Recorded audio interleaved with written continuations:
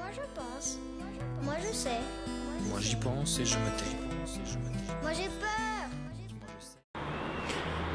Sí, hombre, el contexto de todo esto, pues es que no ha sido una planificación racional estricta de nadie, sino una configuración histórica que entonces hunde sus raíces en el franquismo y en las grandes empresas constructoras de entonces y en la política del pelotazo urbanístico que ya se acuñó en aquella época. Y entonces yo, pues quizá por la edad, pues he podido vivir tres boom inmobiliarios. Uno, el de finales de los 60, principios de los 70, que era lo que se llamó el urbanismo salvaje y todo esto, cuando se machacaron pues todas las costas y tal, pues además empezó la segunda residencia, el turismo, todo esto, ¿no? Entonces ahí pues claro, se enriqueció mucha gente.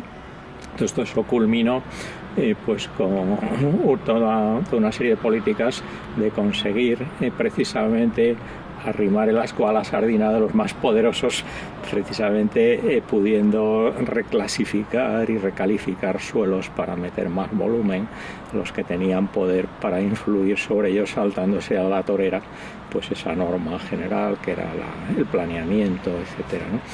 Entonces ahí, bueno, pues los ejemplos de Madrid son clarísimos, vamos, se han ido rompiendo pues todas las previsiones del planeamiento para hacer un urbanismo diferente a golpe pues de operaciones y de cosas pues justo guiadas por el poder pues de los propietarios de los suelos, etcétera, ¿no? Bueno, pues todo eso que ocurrió en los 60 murió en los 70 con las crisis petrolíferas. Hubo un decenio de estancamiento en ese tema bastante fuerte, pero en aquella época pues todo lo que se construyó, pues que era mucho, pues también estaba ligado a unas demandas de vivienda, porque había una migración interna potente y además una demografía también en crecimiento fuerte. Lo que pasa es que en los 70 pues este país decayó la demografía, se convirtió en uno de los países menos prolíficos del mundo y entonces en ese sentido el boom ya después que repuntó con la entrada en la Unión Europea pues procedió básicamente, claro, en cierta medida la presión pues de fuera para poner al día un poco los precios que estaban aquí más bajos, etcétera, después de esa década de estancamiento o más, y entonces fue un boom básicamente de precios.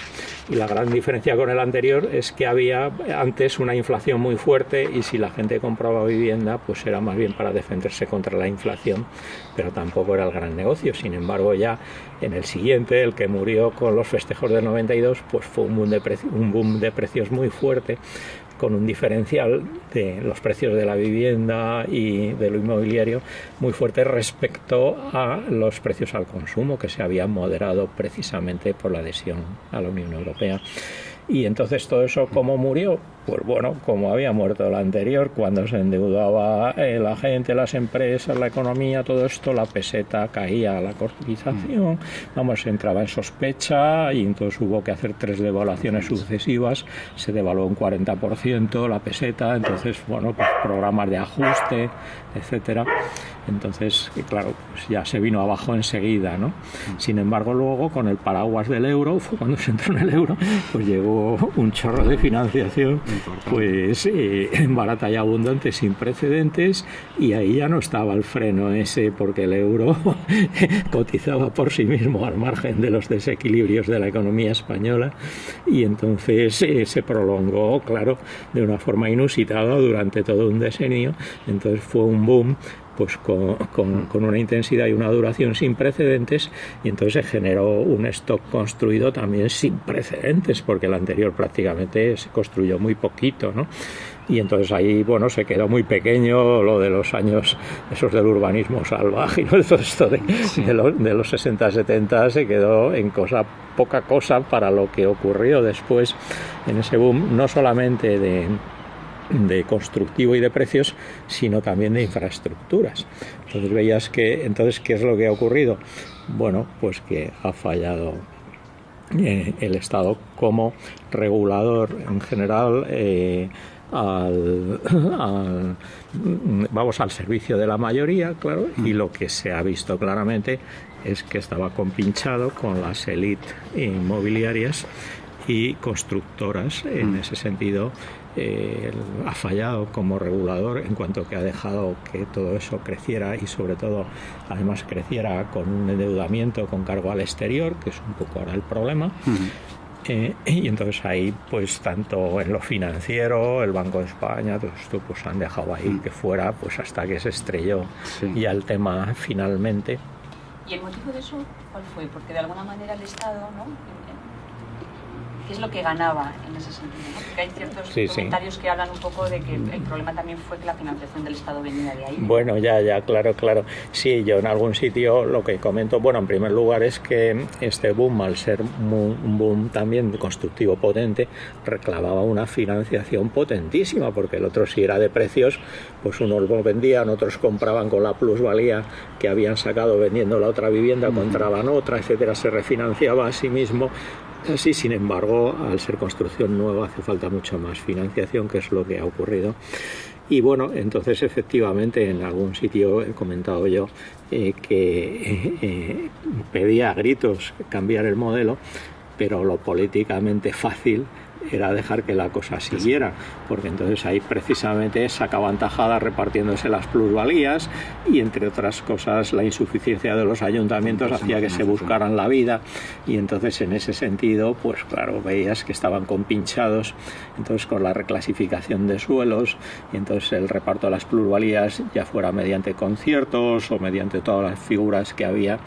Y ahí esa era un nido también que facilitaba, claro, la corrupción, porque bueno, se sacaba dinero para el ayuntamiento, pero también podían pasar bolsas de billetes bajo cuerda, ¿no? En ese sentido, lo que dices del fallo del Estado como regulador, probablemente no haya pasado solo en España, en cuanto a regulador de lo que son las actividades financieras, al igual que en Estados Unidos.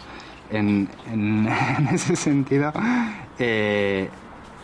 sí, a lo mejor hemos observado en las lecturas que hemos hecho que existe un problema en cuanto a la financiación del Estado relacionado con una pérdida de poder también de ese Estado. El Estado no tiene que recurrir. Bueno, sí, es que no tiene un poder independiente, sino más bien es tributario, precisamente el de las élites, que son las que cortan el bacalao, porque hay más claro agua. Sí, el director de la oficina económica de Zapatero, del presidente, pues pasa al jefe de la patronal de las grandes constructoras directamente. Entonces es que ya es que falta esta vergüenza, vamos. Entonces, en ese sentido, claro, pues hay una connivencia muy fuerte, y claro, porque la condición necesaria para que se produzca un boom de ese porte es que tiene que tener tres patas: la inmobiliaria, financiera, política, claro, porque los políticos tienen la llave de los negocios, son las reclasificaciones, recalificación de suelos, todas estas cosas, el autorizar pues todos los megaproyectos, etcétera. Entonces son esas tres patas, y donde ha ocurrido, pues también en Irlanda ha sido lo mismo. Es un bipartidismo que ha gobernado el país, a la vez pues complaciente precisamente con todas estas élites, y entonces que han montado pues lo mismo. O sea, tampoco hacía falta que estuviera Franco allí. Moi je pense. Moi je sais. Moi j'y pense et je me tais. Moi j'ai peur. Moi je saigne, Moi je crois. je songe, moi Et je missionne. Toi qui es là et qu'ambitionne. Moi je pense. Moi. Je recommence. Toujours moi. Moi je pense. Je recommence. Moi je pense.